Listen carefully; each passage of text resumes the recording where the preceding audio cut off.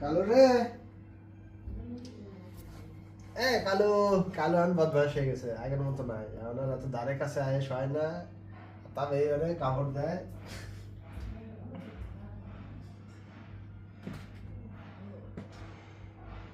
হরে disturb মানে pant ভরে খায় ওরা ধরা দিলে আর ভালো লাগে না কালো আবো দৌড়ো দৌড়ো দৌড়ো